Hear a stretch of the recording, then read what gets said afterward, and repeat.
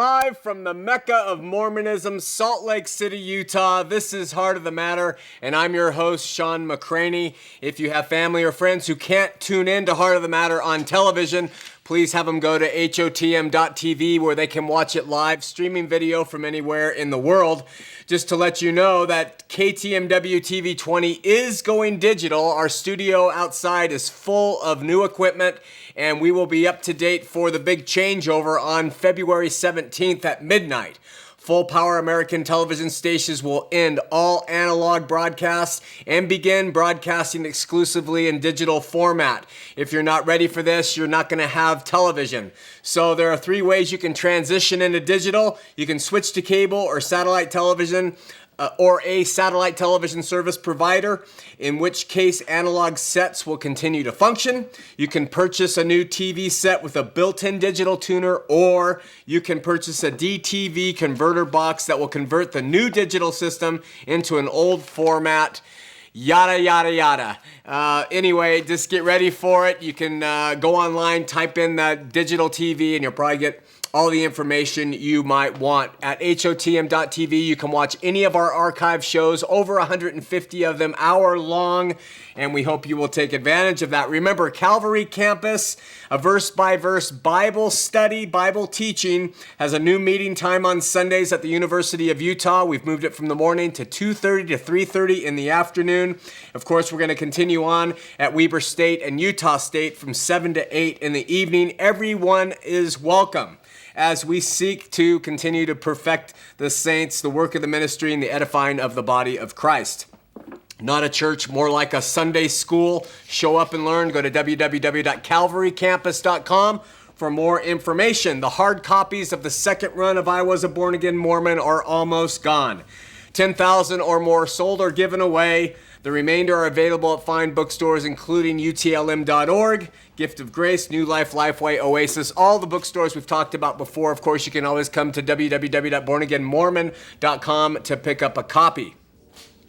I want to apologize. It has taken me quite a while to get this far behind on your emails. We have over 500 in stock.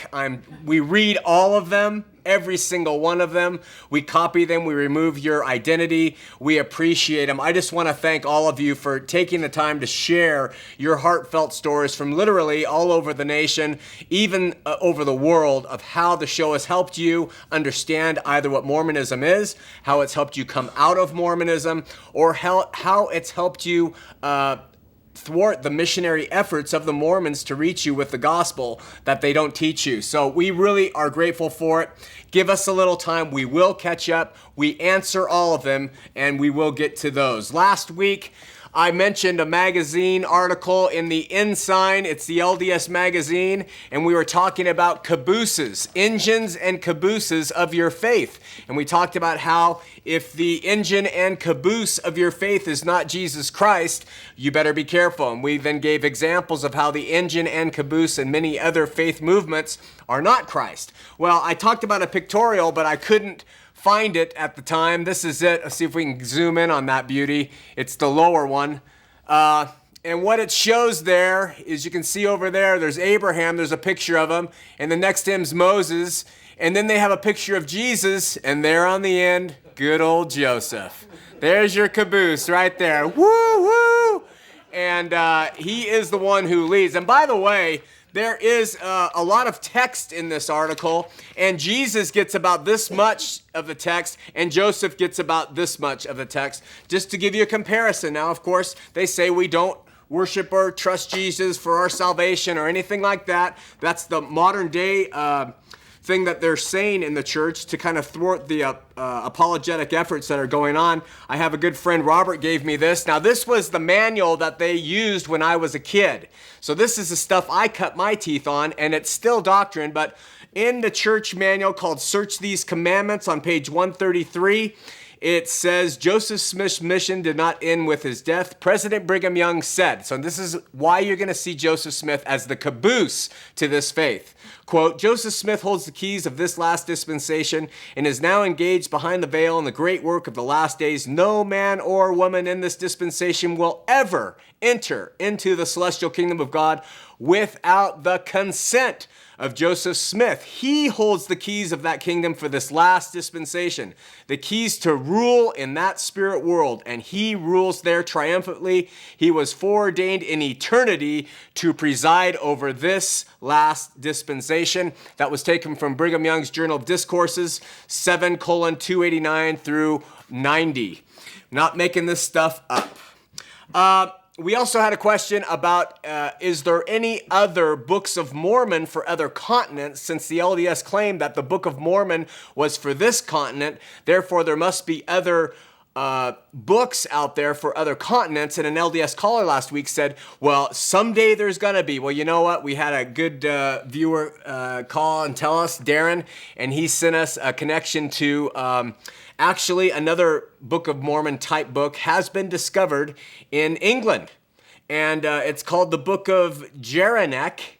And this person, this prophet, he calls himself, had these plates delivered to his doorstep by an angel, and he translated them into the Book of Jeranek, and he believes in the Book of Mormon. As the record here of the Americas, the Book of Jeranek centers around Stonehenge, which was a place where these people dwelled, and this is the record of them, and he's translated it into this book, and he says on his website, which we're going to show you next week, we couldn't get it ready for this week, but he says, if you pray about the Book of Jeranek, God will reveal that it is true to you. So we're going to have some comparisons between the Book of Jeranek and the Book of Mormon.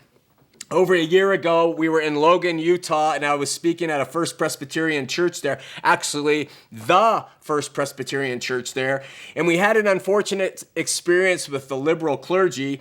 I mentioned this experience on the show about a year and a half ago. Well, last week, the same Presbyterian church, the pastor spoke about the need for the congregates of this church to not embrace and receive homosexuals in the church, which is good advice, to receive homosexuals in the church, but to embrace and receive homosexuality as a biblically supported lifestyle.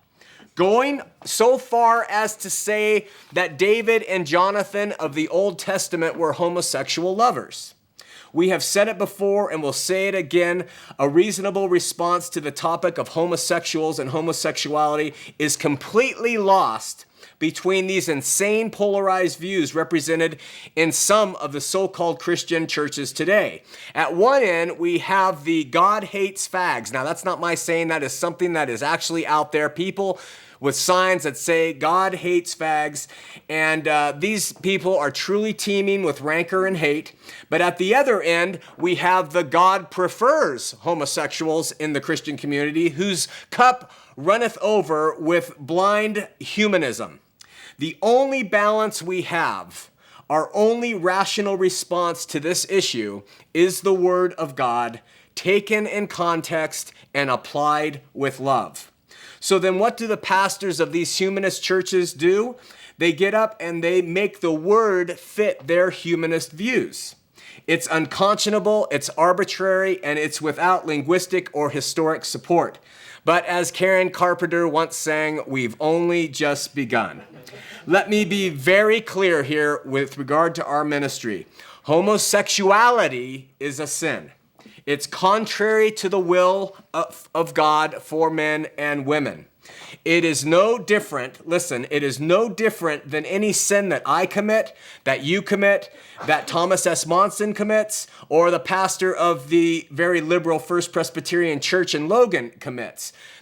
All these sins separate us from God. Therefore, the solution is no different from any of these sins either.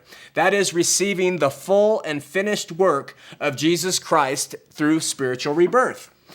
To take away the sin from the act is to forever take away the homosexual's need to go to Jesus with it, and this is a blatant crime against homosexuals. When you go and you tell them, they come to the church for guidance and spiritual insight, and you tell them that the Bible supports homosexuality, what you do is you remove from them the chance for them to take this issue, which is against God, to the source and have him sort it out for them in their life. You ought to be greatly ashamed, First Presbyterian Church in Logan. You're doing a great disservice, not only to the people who have come to you for real insight and direction, but to the homosexual community as well, who need truth and love from a place that used to be able to furnish it. And with that, let's have a word of prayer. Dear Lord, we love you and we need you. I need you. We pray for your spirit in our viewing audience, our live audience, with our technicians, our volunteers, and with the message we're about to share. In Jesus' name, amen. All right, let's see where I'm at. It would be quite easy and convenient to, now that Joseph is dead in our history, and the church in Nauvoo has sort of been taken over by Brigham Young, to just follow Brigham Young out to Utah and leave Nauvoo and everything associated with it to just the past. However, there is a whole history in Nauvoo which we should address that occurred once Brigham pulled the other Latter-day Saints out of Utah. That history is the history of the family of Joseph Smith, his wife, and his children that she bore or adopted.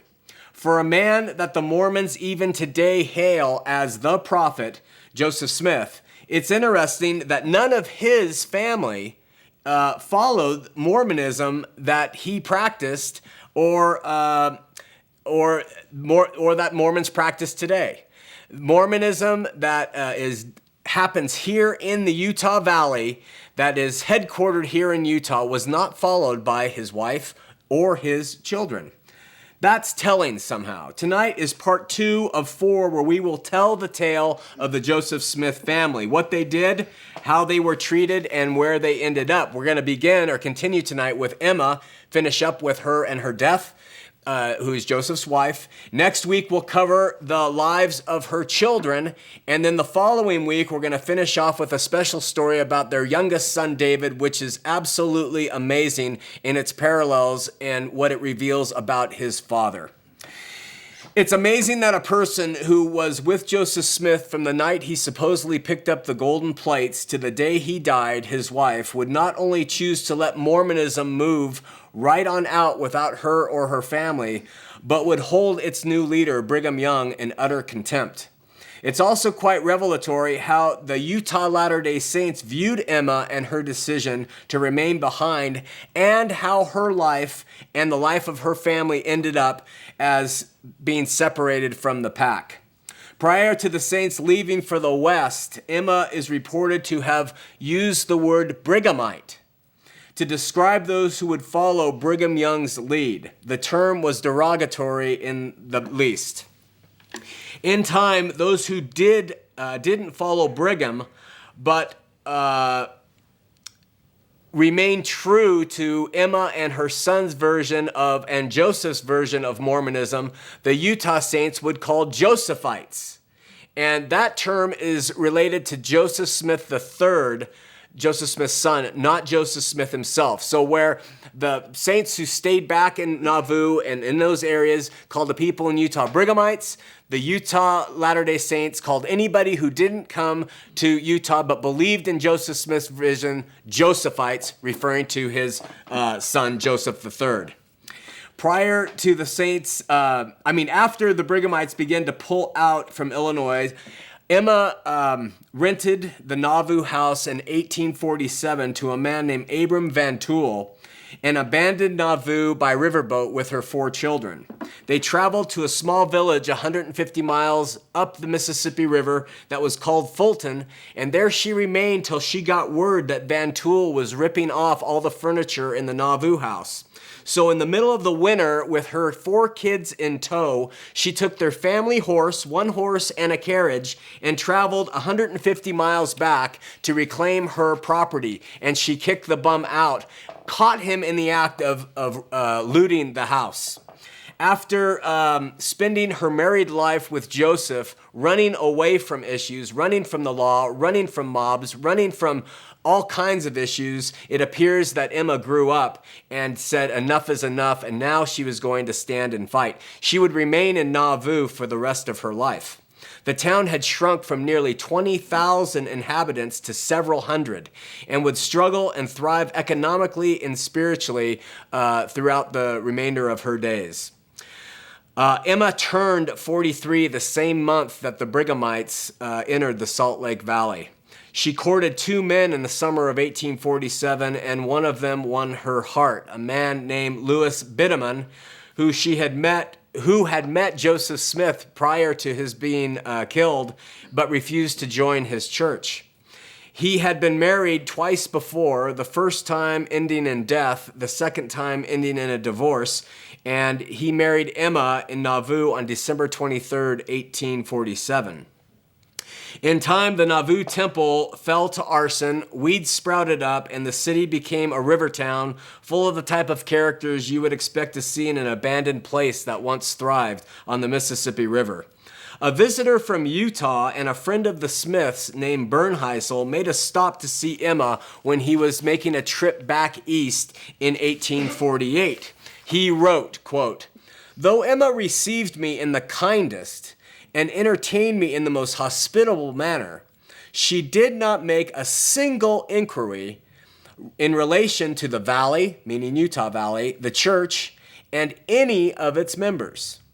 Brother Bernheisel, as a member of the Utah church, knew that the Utah church, the Brighamites, church was everything. This was quite disturbing to him that Emma didn't ask him anything about any of it. I think she was too smart to fall into that religious trap again. Now take a minute, think about this, ask yourself, why? Why would Emma not ask about anyone or anything that was in the Salt Lake Valley that moved on with the Brighamites? When we are presented with a picture of what Nauvoo was like prior to Joseph Smith being killed, they present these idyllic images of everything being love and solidarity and unity and this total cheeriness atmosphere in all the pictures and all the depictions you learn as a member of the church, this setting.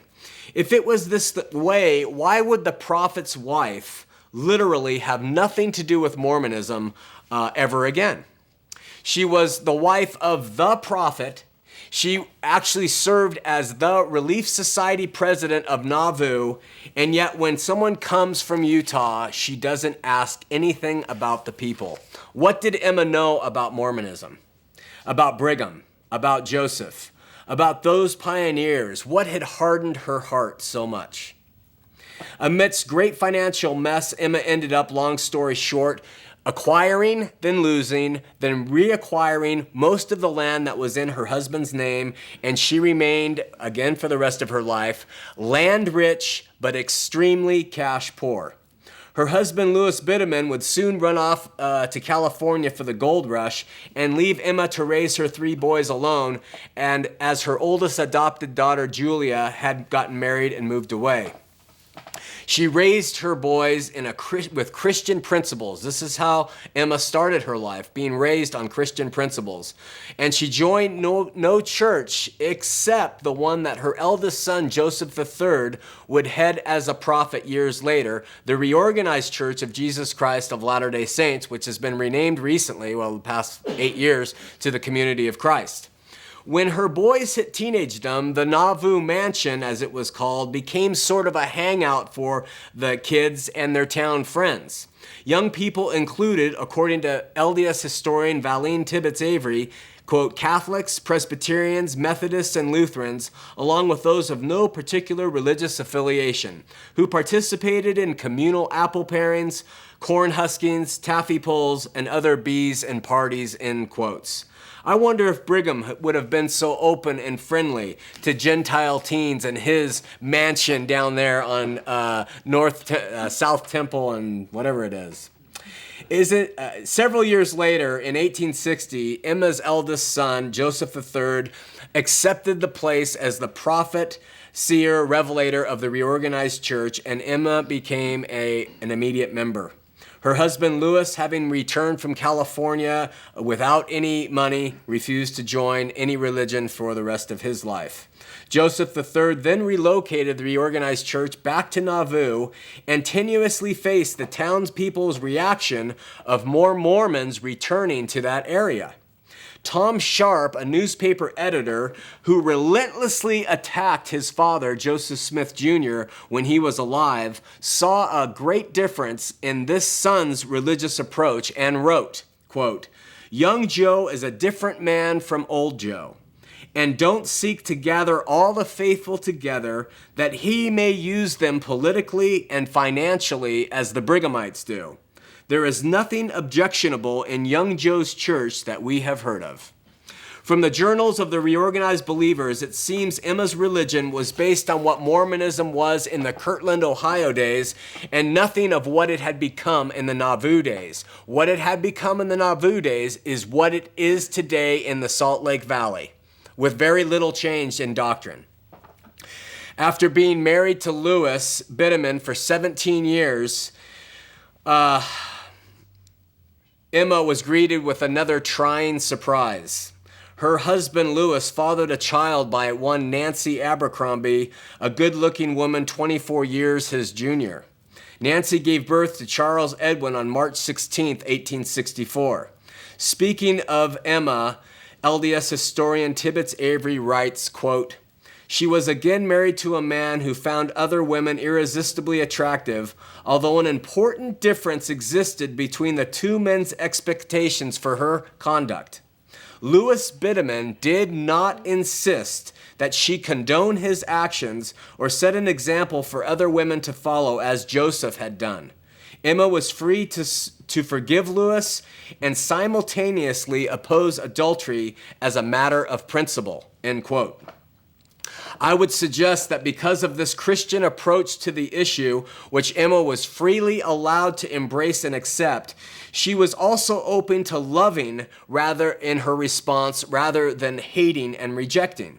The child stayed with his natural mother for the first 4 years of his life before Emma took over to raising him to adulthood in 1868.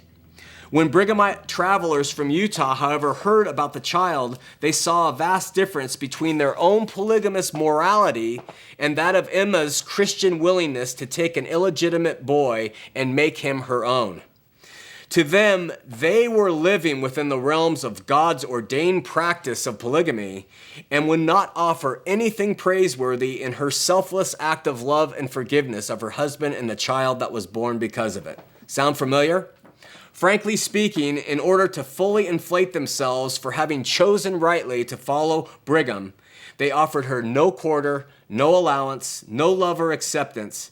They offered it to nobody who resided outside of Utah and didn't follow Brigham into the Salt Lake Valley. Not surprisingly, this attitude was reiterated by Brigham Young himself. Brigham Young, not a nice man. When members of the reorganized church came to visit Utah, Young let them know in no uncertain terms how he felt about the prophet Joseph's wife, Emma. According to those who were traveling missionaries, Young stated publicly, quote, "Emma Bideman is a wicked, wicked, wicked woman and always was and is at the bottom of the whole matter with Joseph III being the prophet of the church. Joseph III is led by his mother and is now acting under the direction of Emma." Young concluded, "I know more about Emma, Joseph III, Alexander, and David than they know of themselves," end quote. This attitude became almost canon among the Utah saints. Emma was evil. And within the auspices of this general attitude, we can see the genesis of a Mormon attitude that exists even to this day. If you are not for us, if you do not agree with us, if you do not follow us, or if you teach anybody anything against us, you are evil. You have the problem. You are the failure, not us. never us. Speaking of her relatives who chose to follow Brigham to Utah, like Hiram Smith's children, Emma said, quote, maybe that God will consider them in their ignorance and convict and convert them and cleanse them from their abominations and make them fit for more decent society. I hope he will. That is, those who were taken there when too young to know any better. When Emma's son was attacked by the Brighamites, Emma wrote to him saying, quote, you may know that you are not the first one who has been misunderstood or misapplied or misquoted or misrepresented in every way and in every conceivable shape. Neither is it certain that you will be the last afflicted one, end quote. Under Brigham Young's leadership, one thing was quickly established. Turning the other cheek is for sissies. You mess with us, it's all-out war. As we continue to study church history, we will see this come to light. In this vein, the Brighamites were relentlessly ruthless toward Emma, who, in my opinion, stands head and shoulders above Young as a living example of Christian love. In December of 1870, one Joseph C. Rich paid a visit to Nauvoo from Salt Lake City. His written report was printed in the church-owned Deseret News, most likely with the approbation of Young. On January 7th, 1870, it read, quote, I have always venerated the name of the prophet, and look upon Nauvoo and the places frequented by Joseph as almost holy ground. Then judge then my feelings as I crossed the threshold of the mansion home. I stepped into the office where perchance angels once visited there. Old Bittaman, the present husband of Emma, sat spitting tobacco on the stove. The furniture and the general appearance of the room were decidedly shabby.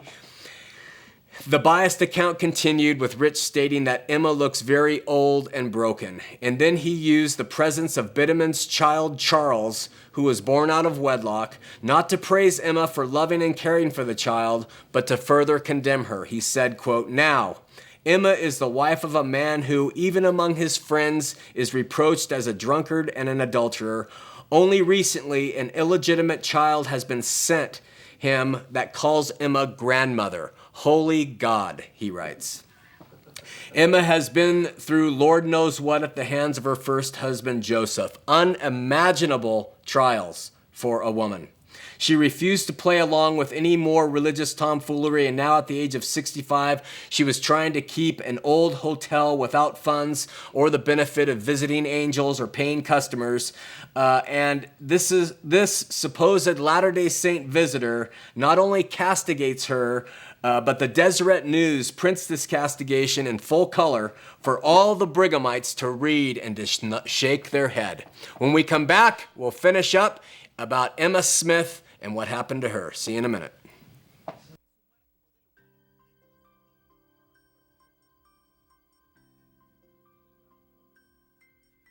who drinks this water will be thirsty again, but whoever drinks the water I give him will never thirst. Indeed, the water I give him will become in him a spring of water, welling up to eternal life.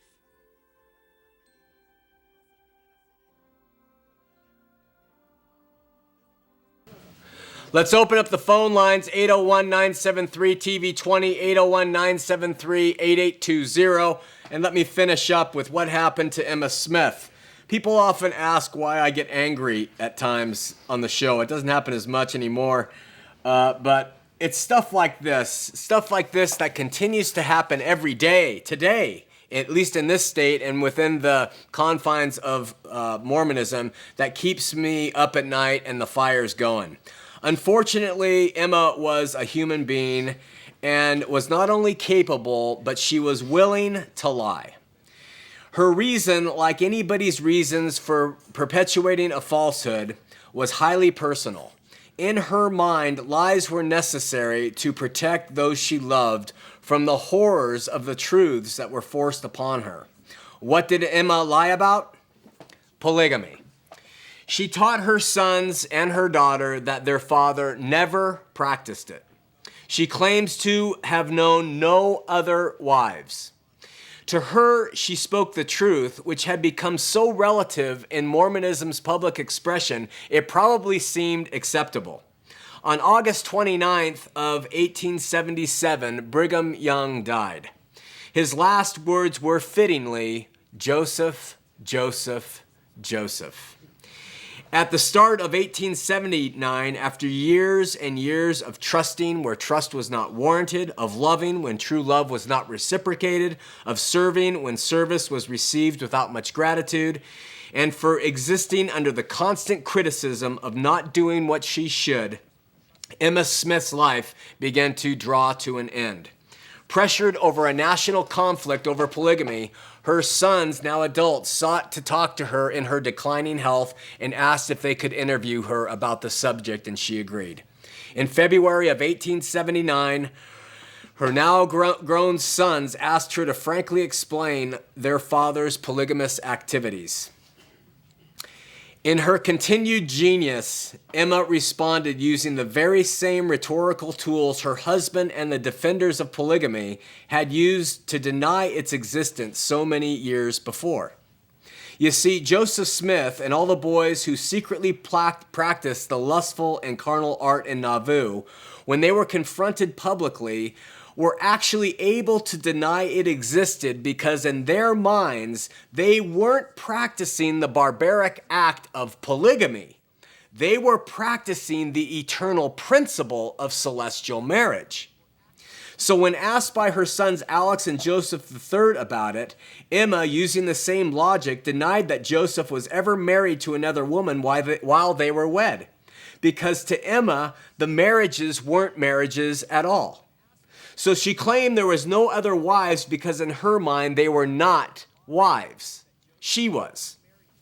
In the early spring of 1879, just shy of her 75th birthday, Emma Smith died.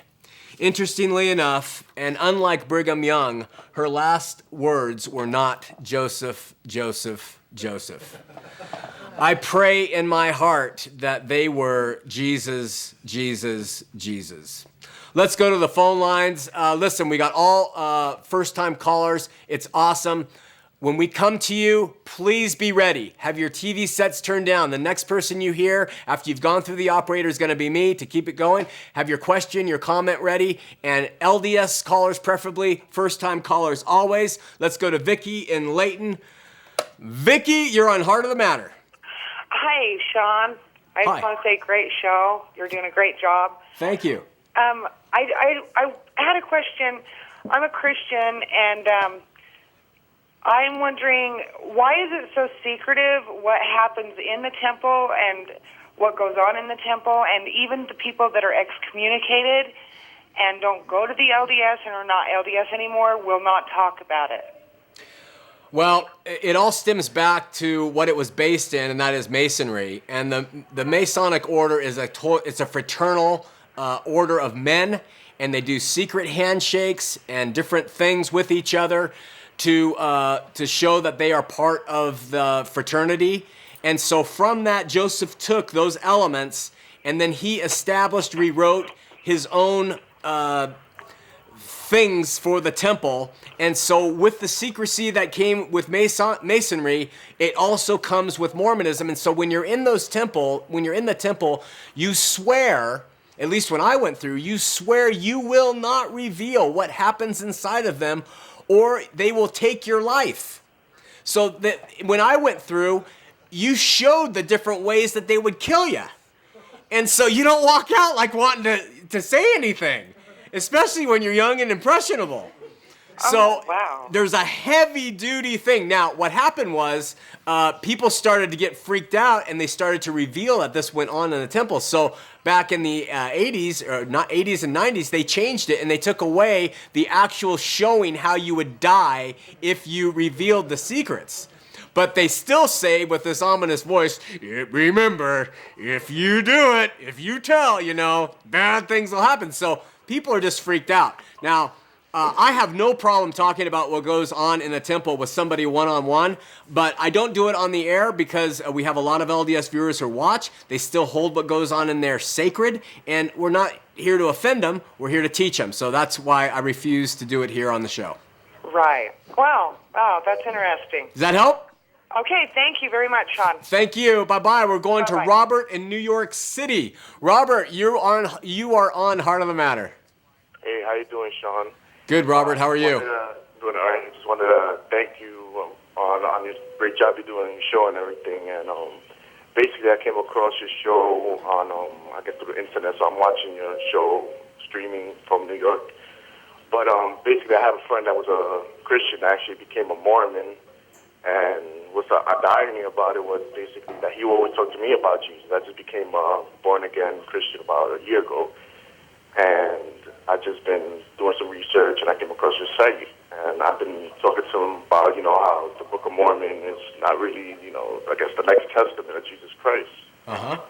But just wanted to thank you on the good job you're doing and everything. And your job has been really helpful in speaking to him about, I guess, rejogging his memory why we're saved.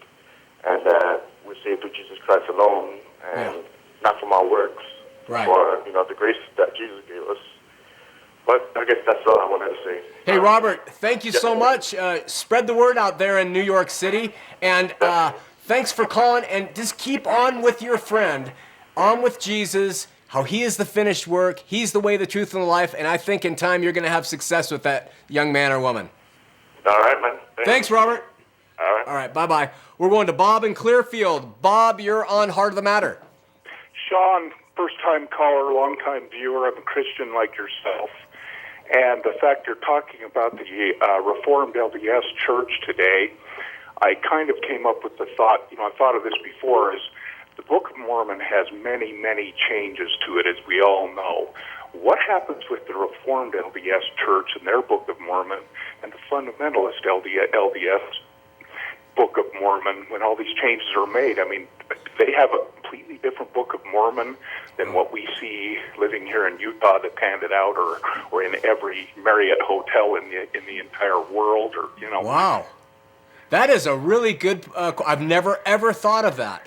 So the FLDS and the Reorganized Church, which is now the Community of Christ, they pulled away from the Brighamites so long ago that they have kept the Book of Mormon unadulterated, is what you're saying.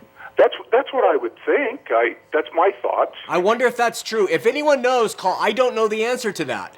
But that's is Robert in the audience? Yes. Robert, what's the answer? The Reorganized Mormon Church have what they call an authorized edition, and it is different than the Salt Lake City Book of Mormon, so they have their own. They have their own. They have their authorized edition of the Book of Mormon. Have the 3,567 changes occurred in theirs, Robert? I don't know how many changes, but probably not as many. The fundamentalist Mormons use the Salt Lake City Deseret Printing Press Book of Mormon, same as the Salt Lake City Mormons use. You know what we'll do next week, Bob? I'll talk with Robert. He's a walking encyclopedia, and we'll get the information. We'll do some homework, and we'll provide the audience about exactly what the differences are. But it's an excellent question. Thank you so much. There's one more thing I'd like to comment on too, Shawn, if I could. I've got the understanding after reading on the internet that when people go to the temple to get their wedding ceremonies done and they're given their secret name, that everyone at that particular temple, or every male, gets the exact same name that day, and every female gets the exact same name. Is that true? Yeah, I think that's true. That's how they keep track of what the secret names are. So if you forget, they go back, they look up the date, and they say, hey, you're Hohoba, or whatever. Yeah, there you go. Okay. Elmer. How's Elmer? Is that good? What's that? Thanks, Shawn. I appreciate it. Thanks so much. Bye. Bye-bye. We're going to Abigail in Provo. Abigail, you're on Heart of the Matter. Hi, Shawn. I'm Abigail, and I'm 13. You're 13? Yeah. Awesome. I'm Orthodox Christian, and I was talking to my friend that is LDS. Uh-huh. And I asked her if they believe in the Bible and they believe that God cleans their sins away, like whatever they do, and he still loves them even if they kill somebody or do that. And I asked her why there were if they believe in three heavens then. And she couldn't answer that, so I was wondering if you could. They believe in the three heavens because Joseph Smith said there were three. They take two of them from Corinthians. Joseph Smith adds another one that isn't in Corinthians. And he was so imaginative. He would read a passage and he would just come up with these great thoughts, and so they believe that there are 3 heavens, and that you're going to go to in the celestial kingdom, there are many levels there. The highest degree of the celestial kingdom is where you will go on to become a god and procreate for eternity. I still miss some of those concepts. I'm just kidding. But below that, you have the lesser ones. Now, Abigail, what was your other question? No, that was my only question. Well, you keep going. Abigail, what church do you go to down there? I go to Christ Evangelical Church. That's a great church. Hey, Yeah. and what are you interested in as a Christian down there in Provo? Are you in sports? Yeah, I'm in basketball. Basketball, excellent. And what kind of grades you get? I get A's and B's. Good job, good job. And how are those boys? They're doing well. I have a twin brother, so. Oh, good. Well, you sound like a delightful Christian girl. Thank you so much for calling. All right, thank you. Okay, bye. Okay, bye. We're going to Andrea in Taylorsville. Andrea, you're on Heart of the Matter. Hi, Shawn. How are you? Good, how are you? I'm doing good. We were watching your show last week, and I had a question about the wives of Joseph Smith. You said that he was keeping it away from Emma, but did he have any children with those wives? Well, it's debatable. And that's one of the arguments that the RLDS, the Reformed, the Community of Christ, say that prove Joseph didn't have these wives and didn't practice it because they say he didn't have any children. There's one wife, I can't remember which one it was, who claims that her daughter was Joseph Smith's daughter. I think she named her daughter Josephus or Josephine or something like that. But so there is one woman, one of his ex-wives, who came out to Utah who claims that her daughter was Joseph's. But they say that the other ones didn't come forward because everything was so secret and hidden during the Nauvoo years when he was alive that if they got pregnant, they just went under a different name and had their child. So we don't really know, but the argument, it's a good one that you're bringing up. The argument that the reorganized church used was, hey, he never had kids. He did not have any other wives. So, but did they have kids, and that they just said that weren't his kids? Yeah, that's the belief of some, but unfortunately, it's just a belief. We really don't have any concrete proof except for the one woman who, and if you read Todd Compton's book, In Sacred Loneliness, he's LDS writer, but a phenomenal historian. He documents 33 wives he gets from court records, and but he shows you the one, and he believes that the one daughter is Joseph's. So did Emma know about these children, or that well, just after she found out about the wives? I haven't read Emma's biography, so I don't know if she knew about the one. From what I've read, she knew about 7 of the 33. 4 of which she said okay to for a short period of time. Yeah. But that's I don't know if she knew of other children. Oh, okay. Okay. We're just figuring that would kind of prove it, but. Yeah, right, it definitely would. I wish they could do some. Wish they could trace that line and find offspring and do some genetic testing. Yeah. Yeah. Hey, thanks so much. Okay, bye-bye. We're going to Steve in Springville, first-time caller. Steve, you're on Heart of the Matter. Steve? Steve, not there? Oh, wait. Steve, you're on Heart of the Matter. We lost Steve. All right, we're out of actually, the lines are full. But keep calling. You'll get through. I have some emails to read. This is from Durrell. He says, in your opinion, what's the best way to explain how Joseph produced the Book of Mormon? Durrell, and then he writes, what is your opinion or taken from another work? If taken from another work or book, would you mind telling me what work or book it is? I don't think I know I can't recite that from this show right now, but if you go back and watch our 7-part series on the Book of Mormon, I give at least 8 to 10 sources where Joseph Smith took from outside of the Bible, which makes up a lot of the Book of Mormon, but different sources, including even a line from the newspaper of his day. So you can go back and there are references. If you do go to the archives, you can find it and go from there. This is a great email. I'll get to David from Pleasant Grove in just a minute. It says, a couple of months ago, I was going through a troubled time in my life. The normal stresses of going to school, working part-time, supporting a wife and child were compounded by a miscarriage my wife suffered and my own health problems. I decided I need spiritual guidance. As quote-unquote luck would have it, while working in the student employee at Oklahoma State University, I came across a shiny blue book, the Book of Mormon, specifically Book of Mormon Doctrine and Covenants, Pearl Price combined in one volume. I had seen commercials growing up and I thought, why not? After some amateur investigating and through chatting with the LDS missionaries online, I actually visited a ward here in Stillwater myself.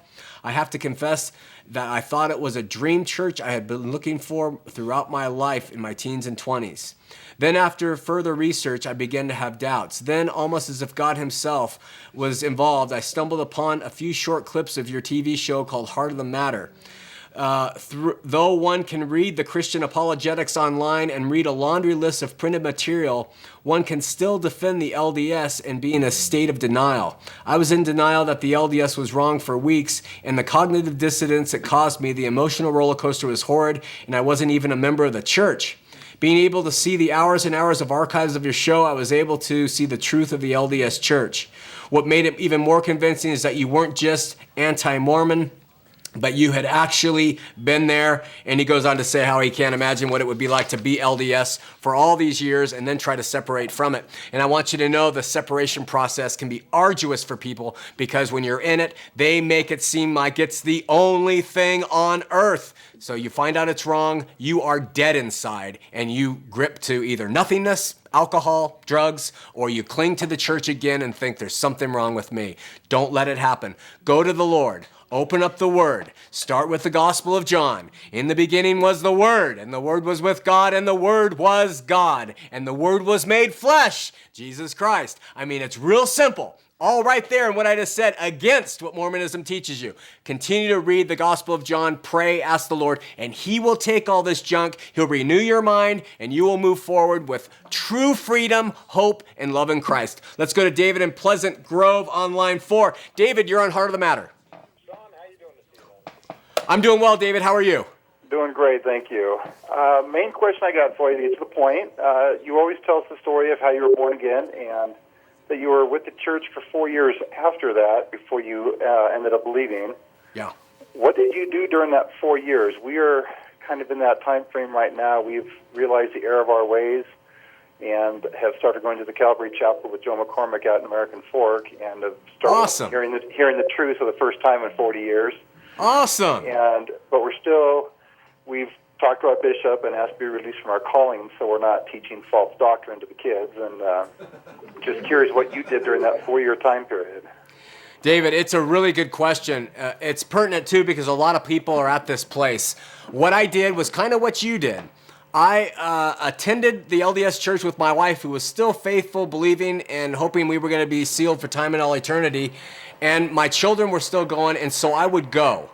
But at the same time, not really knowing what to do, I would listen to Christian radio, and I would read books that I believe the Lord opened up to me. I read about Luther in Here I Stand, a biography by Baton.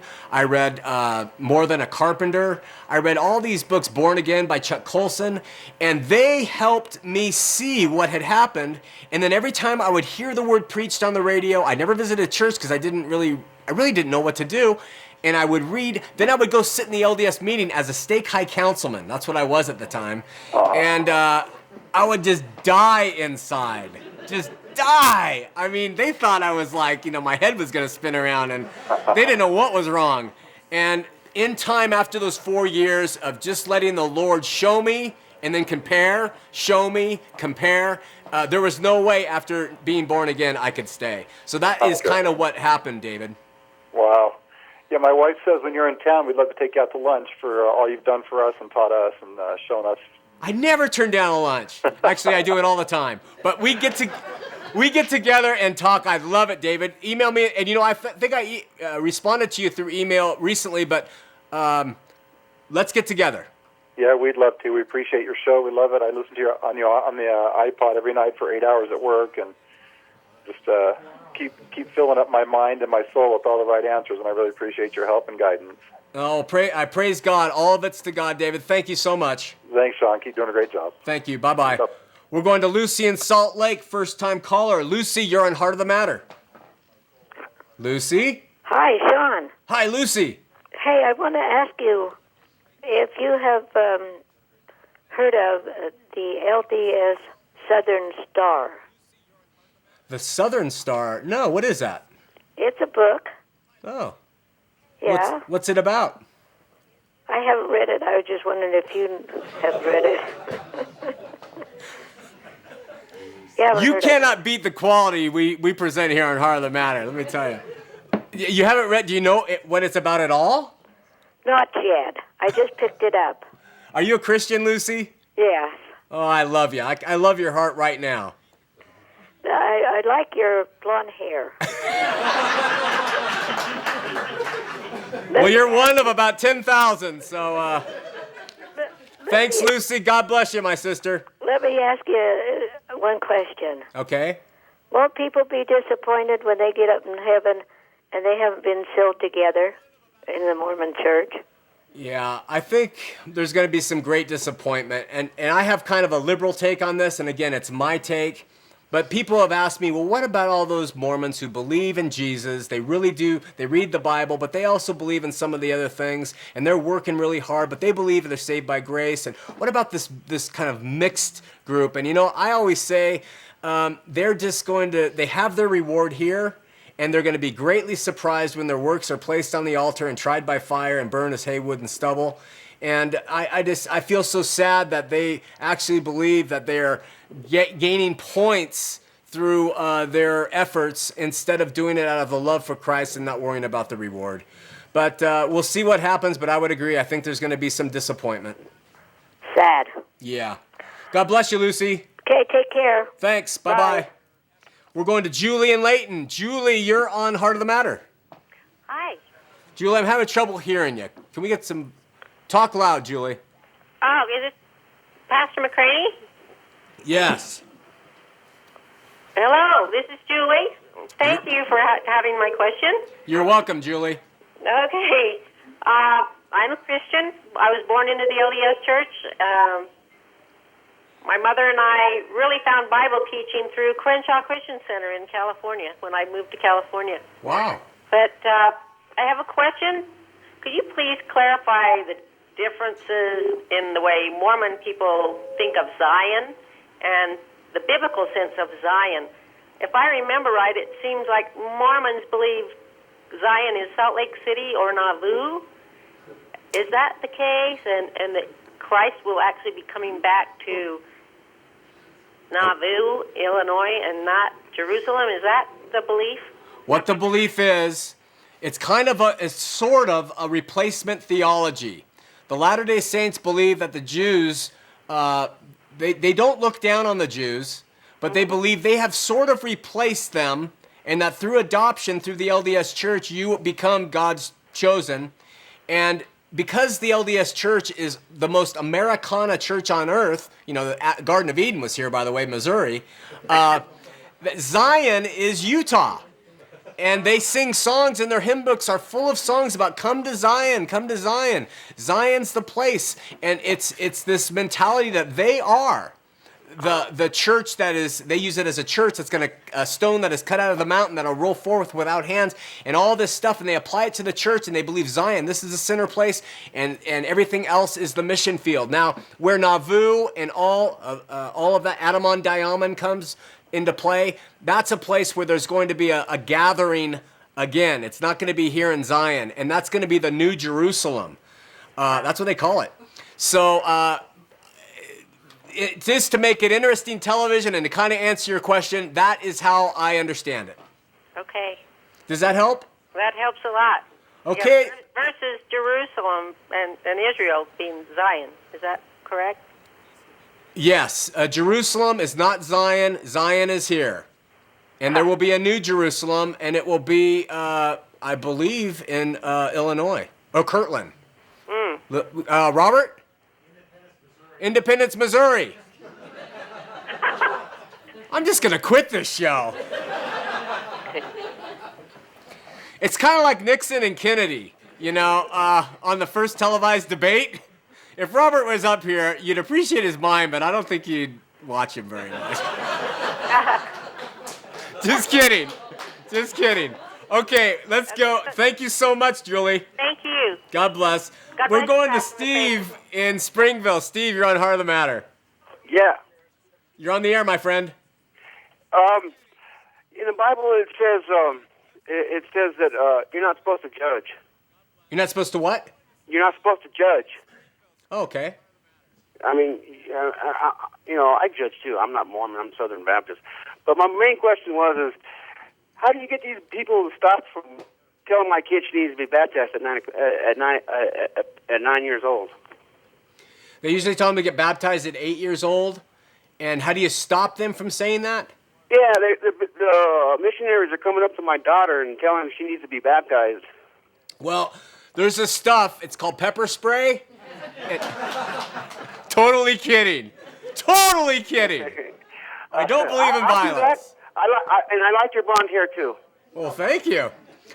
No, you're not going to be able to stop that type of thing. The best defense is going to be to teach your child the true principles out of the Word. The best thing for parents to do is to study the Bible. Let your daughter see you reading that Bible.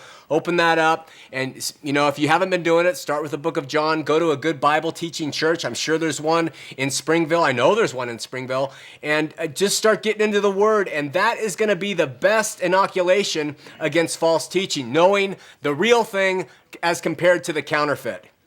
Okay, one other question.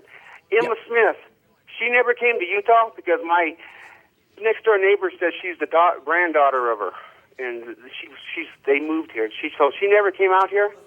No, I don't believe. There could have been a trip, but I haven't read it in the recent biography I read. I don't believe she ever came to Utah. I know her sons did, but she didn't.